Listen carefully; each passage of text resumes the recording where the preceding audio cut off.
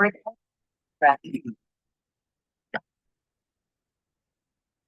afternoon, people.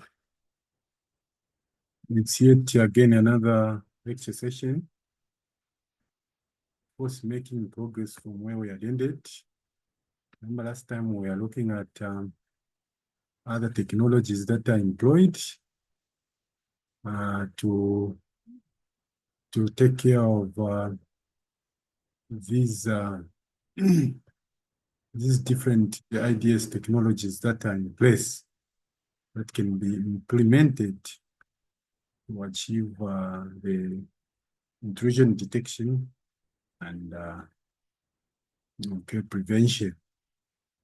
So we discussed the two of those technologies. TZ, statistic-based, knowledge-based, and then this to go ahead and look at rule-based. Yeah. So these three, okay? Looked at them. And now we're going to make progress further today in our lecture so that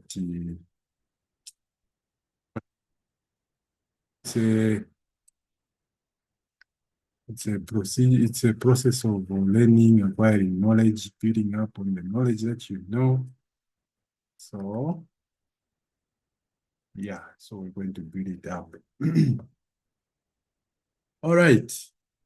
So let's pick it up from where we had ended. We had ended on protocol anomaly based, where we discussed how the protocols can be as well exploited and how those protocol-based intrusion detection can be used to actually correct or detect incorrect use of these protocols at different OSI model layer. So now we move on to traffic anomaly based. Traffic anomaly based. How can IDS be used in this mode?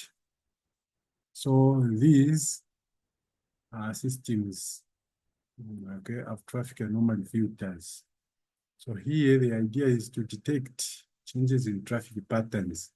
Like I said earlier, there are patterns of traffic that moves about, that comes, okay, or patterns of traffic that are recognized as normal, but then any change to that normal pattern, then it is detected, okay? It is detected. Could be increased traffic than usual. It's another pattern, an increase in traffic. Because it could be that the normal traffic is at a certain level, okay, or the rate traffic movement is at a certain level. And that's what is accepted. But any spike in pattern in traffic movement can be detected as an. For example, the normal traffic pattern is that one which can be sustained usually by web servers. Okay. There's the website which people accesses. But imagine just that at a certain point, you can't access that website, you can't access your photos because the traffic is too much. So that comes down to what we call denial of service attack. It may be that there's a denial of service attack, and this can be detected as an unusual. So a DOS attack or a new service that appears on the network, the fact that we are looking at traffic, therefore this IDS implementation technology is called the traffic anomaly based. Okay. So the idea is to build again a profile of normal traffic, what a normal traffic is again, isn't it? So that pattern is built over time. Of course, it cannot be built in one day. Because of course, sometimes there are peak hours, peak times when traffic is what? Traffic is high. So it cannot be unusual. But then if it is done over time, If it is done over time, then if it is done over time, then we can incorporate, we can include even factors of spikes, even during each and every day of those times when we are building the profile. Okay, so that's how it is. It cannot be something that can be done in one day, but overall, okay, something that is related to even statistics. So in statistics, you get what something like averages.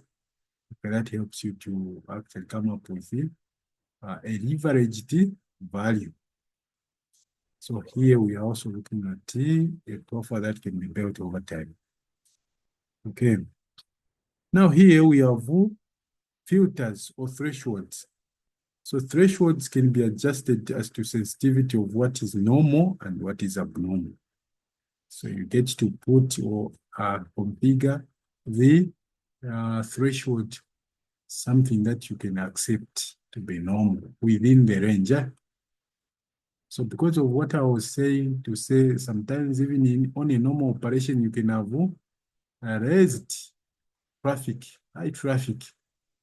So the idea is now to put, okay, what filters as to what level should be accepted as normal. So the ranges, okay. So that's what can be deemed to be a normal or abnormal, something within the range. Okay.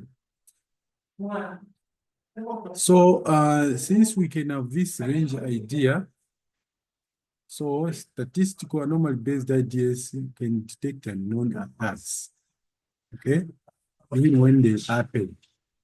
So it can be also used in a situation where we need to implement a zero-day attack, okay, zero-day attack, because anything unusual out of the range of what we deem to be a threshold that is acceptable, they need to be something unusual. So this one somehow can as well be used to detect even new threats that may come. It can trigger some alerts as to what is this suspicious. Yeah. Now there is also what is termed as rule-based. Okay, rule-based. Remember there were those three. Okay, rule-based. So this one that we have talked about, traffic anomaly-based and protocol vulnerabilities, and as well as this other one, the statistics. These are all grouped in the statistical anomaly based. Okay, so the protocol, then they include also the traffic anomaly. So these are based, are grouped into this one, the statistic anomaly based. Then we have the rule based. Those are technologies that are based on rules. Okay. So here, this is where now we employ intelligence. Okay, when we talk about the rules now, we employ, the system actually employs the technique of using intelligence, okay, or expert system. So expert system is made up of a knowledge base, inference engine, okay, and is based on the programming rules, okay. So here it's just where we have now rules as to what is deemed, what is going to be deemed unusual, or what is going to be deemed unusual. Okay. So here, this is where now we have rules such as analyzing data as to which one it is, and then take certain action. So the knowledge of the system is written in rule-based programming. So this is where we have such programming languages having rules such as if, then do that. Okay, if situation, then action taken. So these rules are applied to the facts, the data that comes in from the sensor or system that is being monitored. So here you define the situation, okay, and then the course of action that is to be taken. You program that. So here is an example, for instance. So consider the rule if a root user creates file 1 and creates file 2 such that they are in the same directory, then there is a call to administrative to trigger send alert. Now listen there. So this could be a rule of programming. So a root user, here we are looking at a situation where a root user creates a certain file, file 1. He also creates a file 2. Okay, and that these two files are in the same directory. Maybe this is not an ideal situation, or this is not an acceptable operation. So in this case, what's the rule? The rule is that there should be a call to administrative to trigger alert that such an action which is not acceptable has taken place. Okay, so that's what it means if someone creates two files, a root user creates two files in the same directory. So it goes to a specific administrative tool and an alert should be sent. So maybe that could be a rule for this IDS to operate. Or it could be just that any action done or a configuration done, okay, by the root user that tends to affect the configuration of the system or how a system operates, that should trigger an alert. That could be just an acceptable rule, which is there. Okay, it may be the right action, but the fact that it is done by the root user, then it should alert, should trigger some alert, yeah, so that we know such, so that we know those who are powerful what they are doing, yeah, so that it is known as to what those who have privileges are doing when they are still administering certain systems. So that could be a rule where you say anybody who does this in this module, administrative module, should be monitored. Yes, that's a good rule. It's a good rule that can be implemented. Okay. So now the situation is that there may be complex rules that will be developed. Now, the more you have all those rules to consider or to examine, okay, the more demands on software that you are processing requirements. And this is real in real life, it's a reality. If all of you, I were to, or if everyone that accesses, for example, the premises of the university have checked, just imagine what, how cumbersome it can be. Okay, everyone that has to be questioned where it's coming from, okay, or he enters in some logs in the book at the security there. You can imagine how long it can be taking. Or simply put, if I were in a class and I were to be checking who was paid and who was not paid, okay, I screen you people as you enter. Imagine how long it can be taking for you, for all of you to enter in my class. So it can be taking so long, it can be consuming time, huh? Than the way you enter where you just come in. Okay? So that's the same thing. So the more rules that you apply, okay, to traffic or to a situation, the more rules that you apply for you to do something, okay, for you to do something next, okay, the more complex it becomes and the more time consuming. In short, performance suffers. The higher the security that you apply, performance is what suffers. Okay. Now there is this problem with this rule-based technology. So anything that is out of ordinary, something that you have never programmed, then it can just pass undetected. Something that you have never considered in the programming, then it can pass what? Undetected. Any new attack that you have not put into consideration during the rule definitions then it can just pass unnoticed. That's the tricky part. So it should be assumed that you are going to consider all possibilities in your programming of these rules, which is not possible at all. So it's not possible. So that's a weakness of this approach or this technology. So new attacks, new breaches can just pass without any detection. Okay? So the techniques to deal with this situation are these state-based IDS. So a state transition takes place when a variable's value changes, which usually happens continually within every system. So variables, we know that as the system is running, the variables keep on changing. Variables.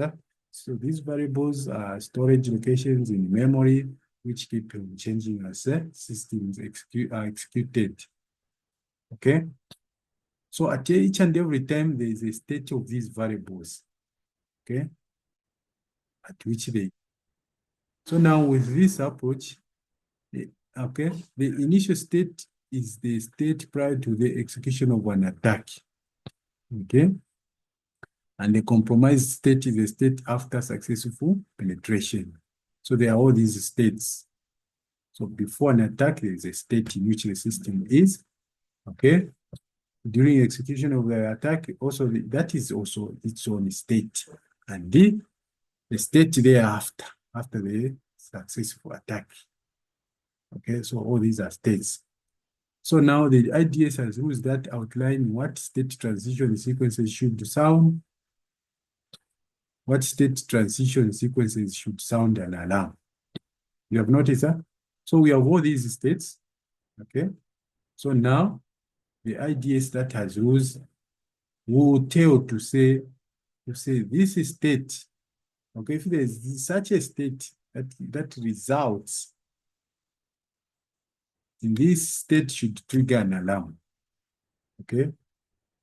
So the activity that takes place between the initial and compromised state is what the state-based IDS looks for, and it sends an alert if any of the state transition sequence match its pre-configured rules. Okay. So there are all these. So if there is a state, there are normal states, okay? There are normal states. States, okay, before an execution of an attack, okay? Obviously, that will be a normal state, isn't it? Okay, during execution of an attack, that is also another state. So you're going to define, because it's a rule-based, you're going to define which state should trigger an alert.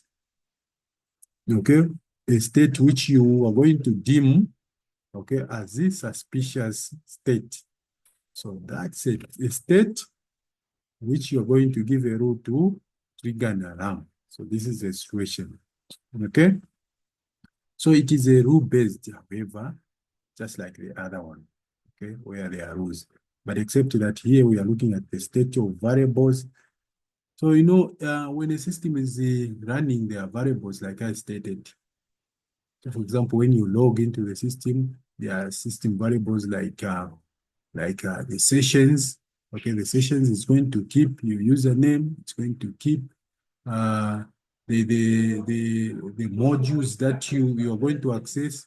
It's going to keep all that state of the variables that you need to execute your duties. So all that state, your username, okay, the time that you logged in, okay, and even the session, the duration of the session, it's going to be kept, okay. The modules that are available to you in your execution of your duties, okay. These modules that will be available to you will depend on, for example, the role that you are given. So all that will be kept as a state. In normal things, that will be a state. But then there will come with threat, perhaps, that will compromise maybe your that will compromise your activities. So that state okay, maybe something that is unusual. Okay, that is not going to be recognized to be a normal one. So that state, if it changes things, okay, if it changes any certain things in your profile as you are carrying out your activity, so that may be something that can trigger an alarm or an alert state, a change to something unusual as you are doing your normal operations, then it can change or it can be detected as something unusual and they trigger an alert to the administrator or to somebody that has an interface that detects the attack. Okay.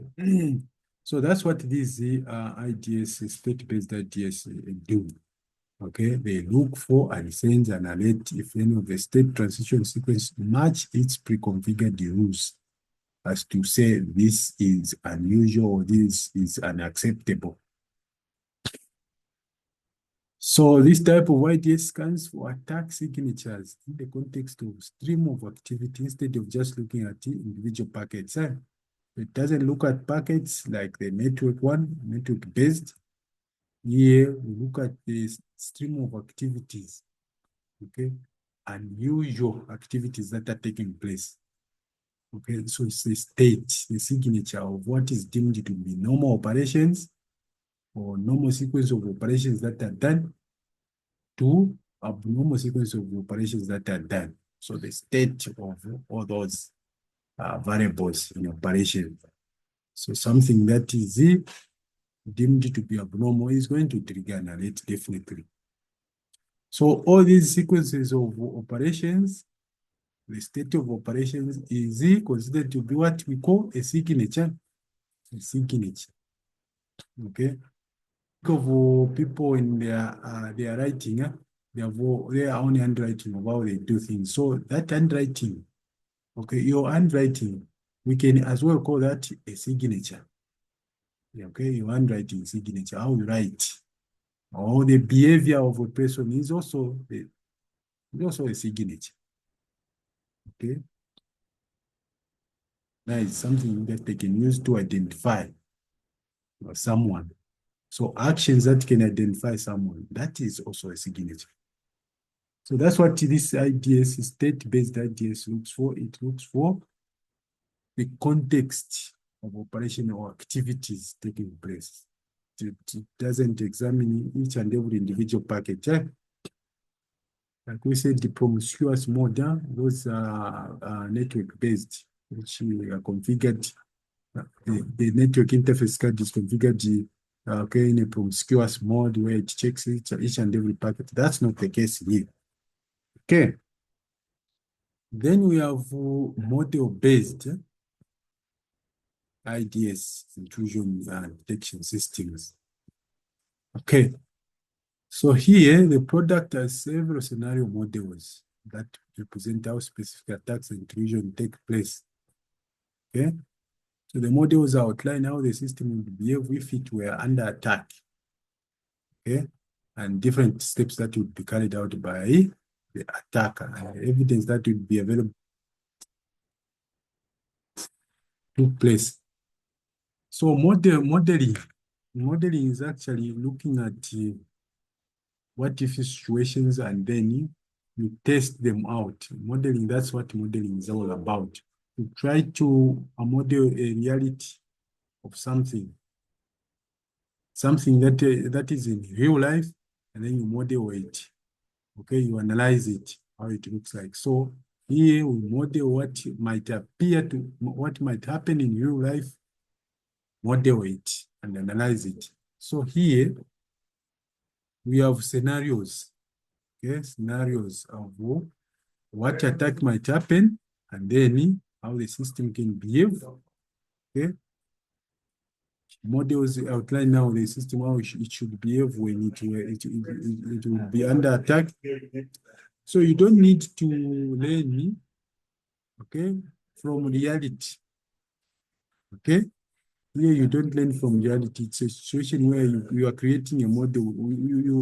You present attacks to this model and build different situations of how the system will behave based on the results that you are getting when you use attacks, with test attacks onto the IDS.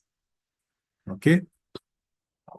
So here we will now define rules, okay, or behavior of how the system should respond when it were under attack. So you present different scenarios of situations. Okay. So in short, you are training the system. Here it is like training the system on how it is going to behave. Okay. So the evidence that would also be available for analysis, if specific intrusion take place, you also look at that. So in short, you are training the system, you are modeling it, and you are building it up. We're training it to identify different attack scenarios, attack situation scenarios. Okay, that is modeling. Okay, this is what most engineers do. Engineers, they don't build the bridges and start testing it. Okay, testing the already built, physical built bridges. That is expensive. So you don't do that, but you build the models, something that is a representation of what? A reality. So in this case, we build models by trying to train the systems, okay, attacking it, okay, presenting it with the scenarios, and examining how it will behave. So if it behaves improperly, then we train it to behave properly on how to handle that attack. So that is building up a model.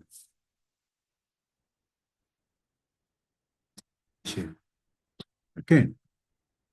Then the IDS takes in the audit log data and compares it to different models that have been developed to see if the data meets any of the model's specifications.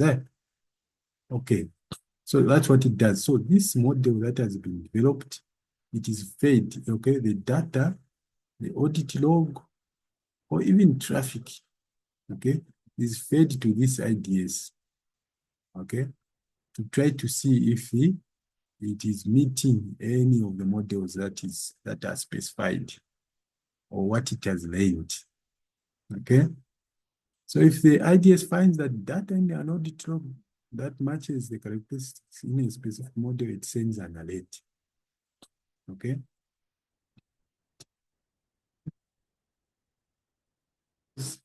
That they were presenting, that are presented during the model building, those attacks, if it finds that there is such a case that is matching the scenarios that were presented during model building, say, I've seen this kind of what? I've seen this kind of attack. I know this. So it triggers an alert. Okay. So if it sees something unusual from the audit logs, remember the audit logs are these actions that are profiled over time by systems. Systems can be designed to be keeping logs of activities of different users, which can be software or users who are people. So it can build up. So now that audit log is occasionally, okay, can be occasionally sent to this model to try to examine something unusual, something which could be an attack.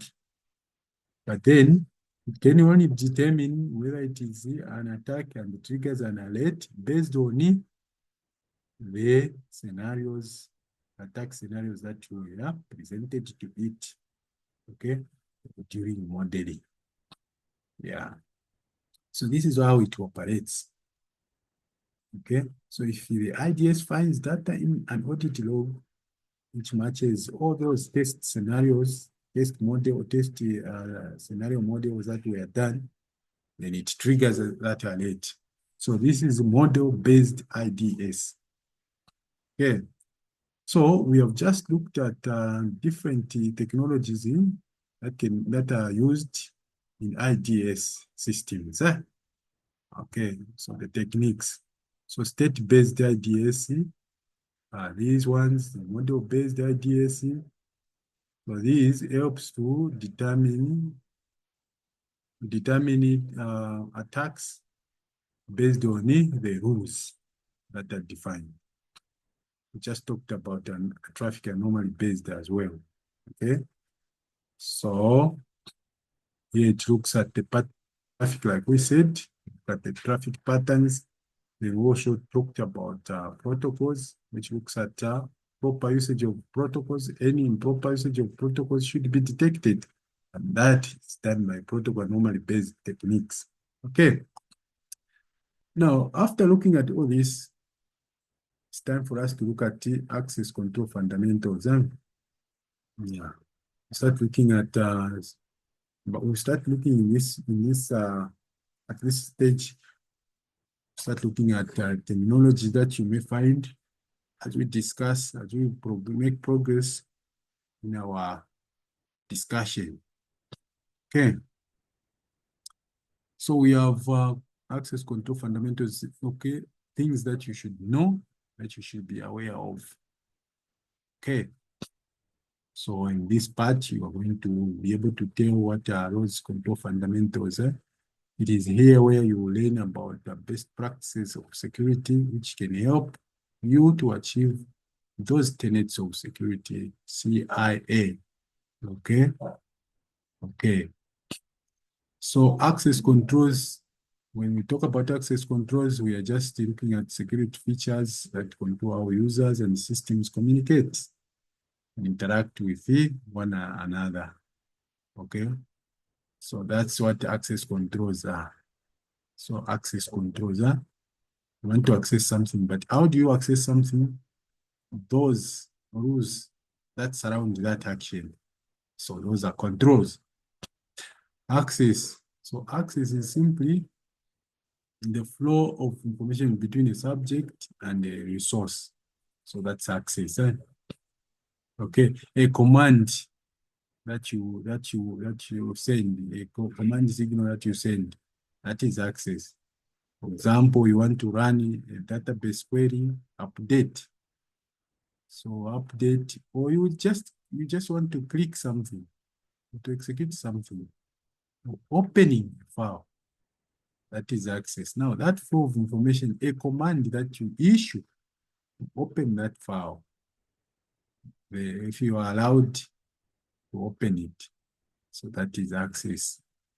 Okay. Now a subject. Okay, a subject is an active entity, okay, which can be you yourself or a software. So a subject is the one that makes a request to have access to a resource or data within a system or a resource. So these subjects are usually users, yourselves, even programs or processes. Yes, and so many others. So now a resource is an entity that contains the information that is requested by the subject. Okay, so resources here can be a file, even a computer, a database, even a printer. Of course, there are so many types of resources that are there. Okay. So now, the process of access control is to make sure that we have control or organization in how these resources, okay, resources are accessed. We have control over what is going to be accessed. We have restrictions, and even monitor what is happening, protect resource availability, its integrity, and confidentiality. So access control makes sure that we achieve the CIA confidentiality, integrity, and availability. Even when we talk about monitoring, even non-repudiation, all those others, authentication, all those essential aspects of security. So access control helps us to achieve that. But then, of course, when you are trying to restrict people, even in real life, it becomes a challenge. Becomes a challenge. Okay? Think of someone who is a guard and is trying to manage people entering a facility. So this individual needs to ask people questions. This person needs to find out who this person wants to see inside the premises, what their business is. It's quite difficult because someone don't cooperate. Yeah. Okay. So something similar happens even in access control, where there are challenges. So we have got, for instance, various types of users who need different levels of access. So we have internal users, we have also external users. We also have contractors who might want to come and work within the system. Maybe you have outsourced. So how should you manage access of these guys that have come in? And we have those who we collaborate with as partners. Okay? If it's a university, it's going to have campuses. So how should access of those campuses be managed as well? So that is a challenge, okay, to deal with in access control. Then also resources of different classification levels. So some resources may be classified, some may be classified as secret, some may be confidential, okay, others may be open, others may be public. So all those, some resources are like that. So that's a challenge that you face when you are implementing access control. Another challenge that you face is diverse identity data, which must be kept on different types of users. Diverse identity data, which must be kept on different types of users. So credentials, for example, personal data, contact information, work-related digital certificates, and other things. So you tend to have on this same resource people, which can be a computer, having diversity of data that is there. So now the challenge is access control of those. For instance, some people use company machines.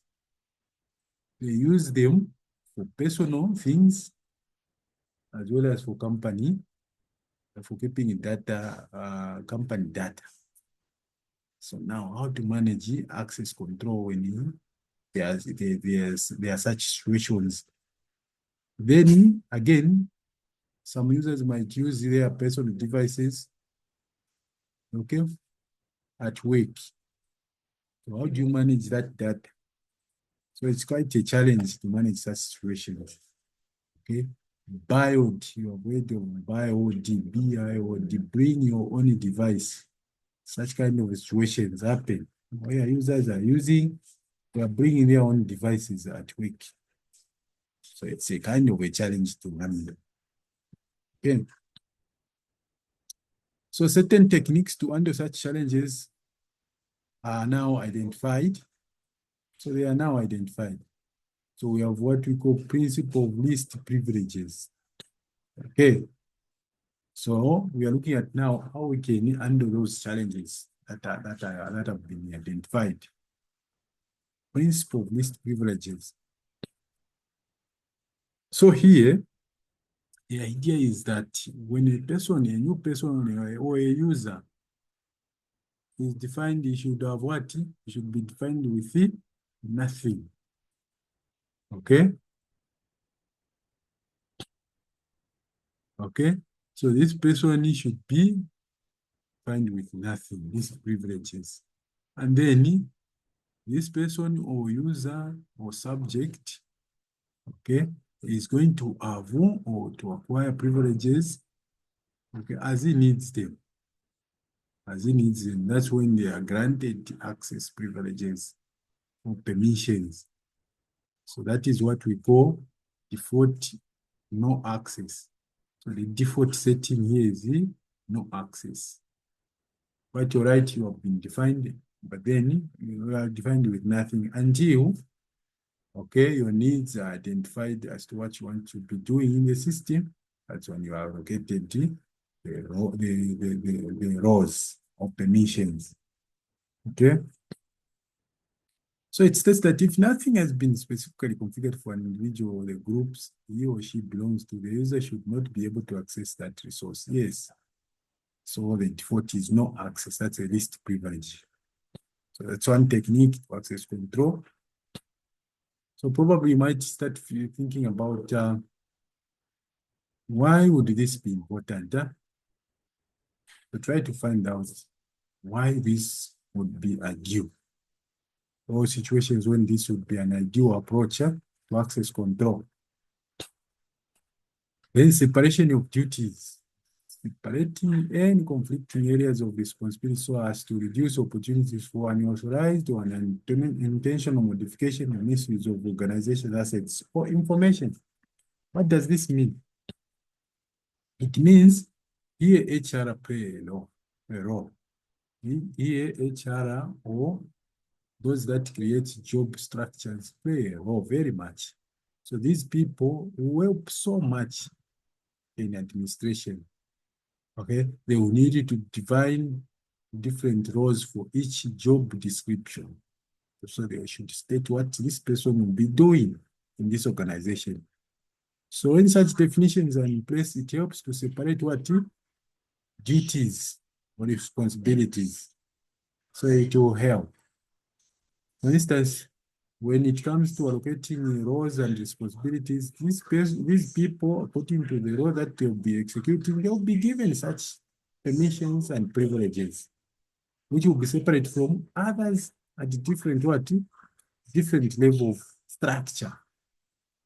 So this helps with an intention modification. You can't just say, no, people will know on their own. Let's give them administrative right. So they will behave in the system. They will know where not to touch, because certain operations will not belong to them. No, no, no, no, no. That will be not a proper way of doing things when it comes to access control people. So we're going to separate duties. That will be very helpful. Another technique that is employed to control access is the need to know principle. Okay. So here, the concept is that individuals should be given access only to the information that they absolutely require in order to perform their duties. So here, you ask even for permission. Okay, you ask for permission to do something, then you are given. When you perform such activities or you perform a task, then, okay, the privileges are grabbed away from you again. You revert to what you are. So this is what we call need to know principle. You assume certain rights for a certain action that needs those rights. Okay, then you perform that activity, after which those activities are with those privileges that you acquire are withdrawn. So you don't maintain. So this principle is called need to know. So just try to think about why this would be ideal in certain situations. Think about such things. Why would this be ideal in certain situations? So that is something for you to think about. Those are areas of questioning, okay, that are employed. But I know you guys have come to that level where you are able to reason and give me, okay, your arguments. Okay. So in such situation, there might be no one answer. So you can give me your line of reasoning, which might make sense. Okay. So these are some of the 3 techniques that can be employed to manage control access challenges. Okay. Now, what could be called access control criteria? Okay.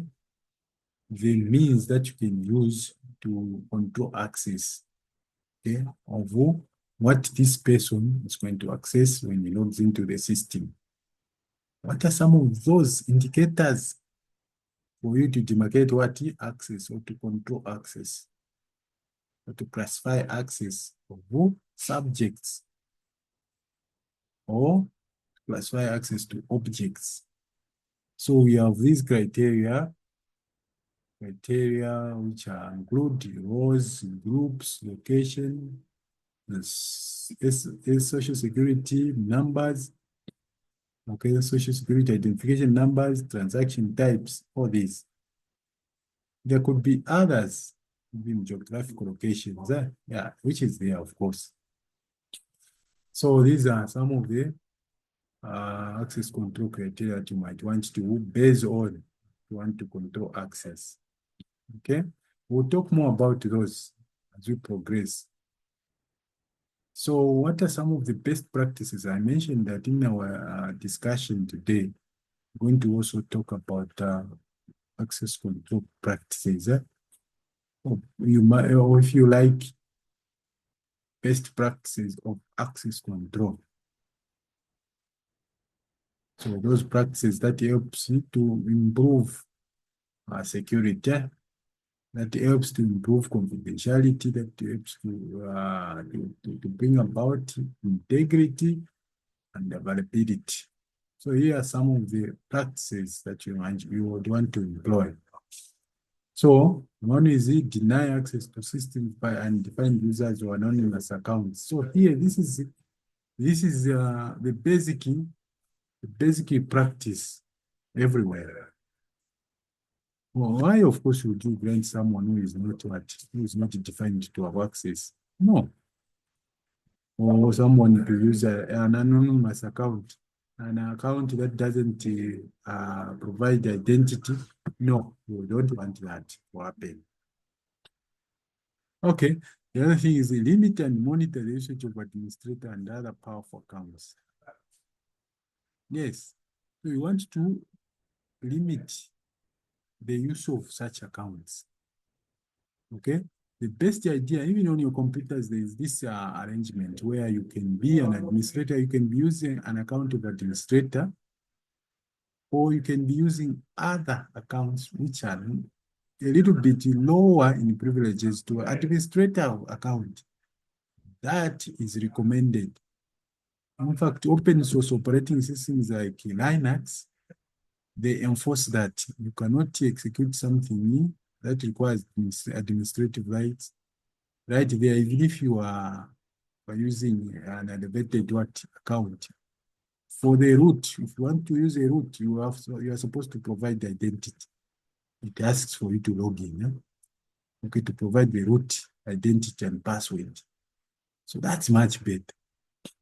So avoid using administrator accounts, okay, activity. Okay, so in systems that require high security, such accounts are monitored.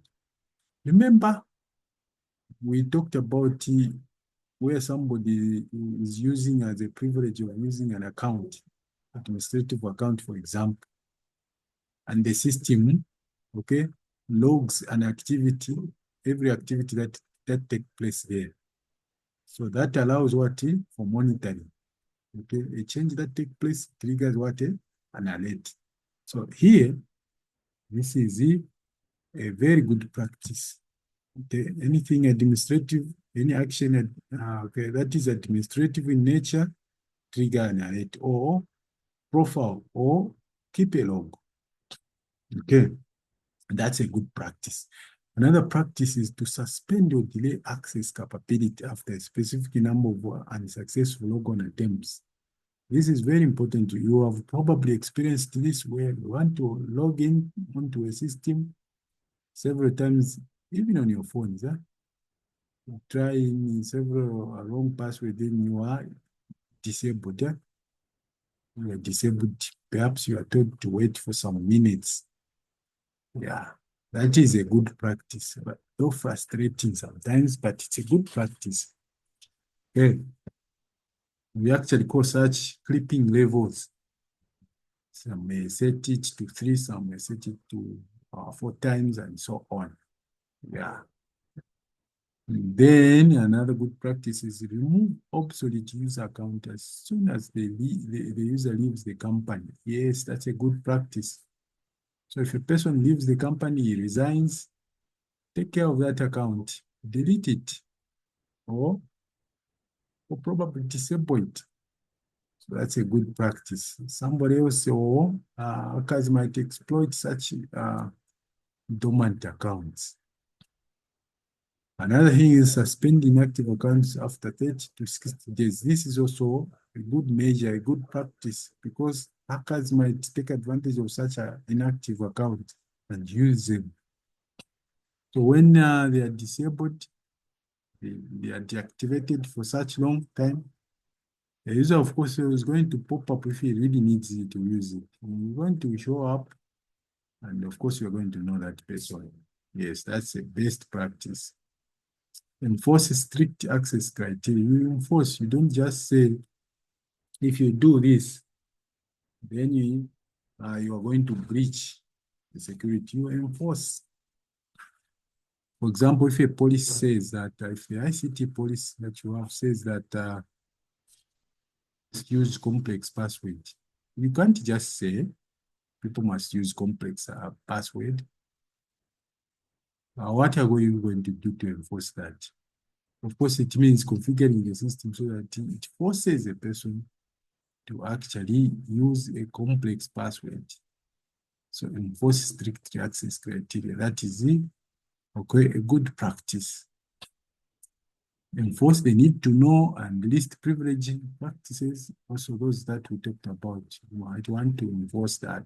You would want to probably enforce the list privileges where the default is no action when you define a user, or the need to know where a person, okay, request for permission or for elevated privileges, and they wish to carry out an action that requires their privileges to be elevated. That is need to know. Enforce such things. That will be a best practice. Disable unneeded system features, services, and ports. Sometimes there may be a system, this particular system, there are generic systems that are used maybe world over, okay, or by several companies. Okay, so such systems are general in nature. There may be certain features that are not necessary for you to carry out your activities or your business. So disable such features. Otherwise, they might be exploited by unscrupulous individuals or unsuspecting individuals.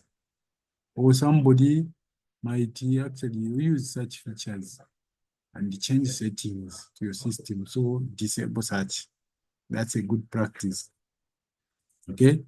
Then we have this one, default passwords. Usually when you buy certain devices like routers, okay, wireless routers, they come with what we call default passwords, okay, which are even written sometimes that they are back. So you don't want to maintain such passwords because such passwords are known generally by so many people. So I want to change that password so that it is it cannot be easily guessed. Other people who may have used such devices before. So you would want to limit and monitor global access rules. Global access rules, okay, these are rules that govern how accessibility is going to be granted, okay, to accounts, for example, that are so universal. So certain accounts, you might just have one account that can allow you to do all these other things, okay? So you want to monitor such kind of, okay, accounts as well, which when you logged in, then gives you access to all sorts of things. So you also want to ensure that login IDs are non-descriptive of job function. Yes, this is very important. You don't want to, okay, name some people like James Soap, James Soap dot Soko, for example, James dot Soko. D dash system administrator. So you want to avoid that. Why do you think you would want to avoid that? Maybe something that you can think about. Because you're just giving a clue as to what this person does in that organization. Or you say Mary, okay, Mary Jiwe. Then you say CFO, Chief Financial Officer. So you don't want to add what such descriptive such descriptions to user IDs or usernames. You avoid that, or even stating the department where they belong to. Sometimes it can give a clue, it can be exploited. When you discover this person is always under attack, you discover this password has changed, stuff like that. That's a very good practice. The idea here is to confuse the enemy. Then you remove redundant resource rules from accounts and group members. So you remove redundant resources rules from accounts. So those rules that are superfluous, extra rules that may not even be applicable, you remove those. Yeah. User IDs, accounts, and role-based accounts from resources access list. Sometimes you may have given access, okay, of this particular user to so many groups. You have included him. So if you discover that, this user is not useful in some other groups, okay, then you remove him. You see that it doesn't feature, it doesn't register in some other activities in other modules, then remove him. If he would like to come and if he's good, he needs to be active there, definitely this individual is going to show up. Okay, and you have an opportunity to talk to him, to chat with him. Yeah. Enforce password rotation. Here, we want to enforce password expiry. So this is very irritating, of course, to users, but I want to employ it. It's a good practice to force people to change password. But you will face challenges with such kind of rules. Say accusers no want us to maintain our password. We are having challenges to remember passwords. Yeah, but we force them to do that. It's a good practice. In fact, some of you be auditors, then you'd want to check if those manning ICT equipment, those administering those systems, have implemented, if they have implemented such kind of good practices. So you'd also want to impose password complexity requirement type. Yeah. So once to determine the length, the minimum length, the contents, is it going to contain caps? A good one, a good password is going to contain caps, numbers, at least. Yeah, at least, of course, a number and also at least a special character. Okay, such as hashes or equals, maybe slashes. So those would be special characters. Password, storage, and requirements and transmission. How it is going to be sent. How is that password going to be sent across? If it's on a network, obviously you would want it to be encrypted. Yeah? Yes. Then another good practice is to keep auditing your systems and user events and actions and review reports periodically. Yes. It's a good thing to just be keeping keep checking operations out there done, activities that are being done, to review the logs usually. And another good practice is to protect the logs. Remember, the logs keep activities that are being done in the system, the activity, the course of actions of users, of programs that are allowed to access resources. You keep activities, what they do. So you see, some people are so clever enough that they might carry out, okay, a suspicious activity, but then they would want to cover their tracker, would want to cover their tracks, what they did. So these such people might want to access logs and remove that the certain entries that may implicate them. So you want to also protect audit logs. Yeah. The other thing which is not included here is making sure that password access files are also protected. Password files are protected. All these, okay, are good practices when it comes to access control and intrusion detections. They can help with this behavior. Behavior will be deemed security conscious behavior. Okay. So for today, we are going to end here. We'll carry on later and build up more knowledge on this. So security principles, that's what we'll talk about later.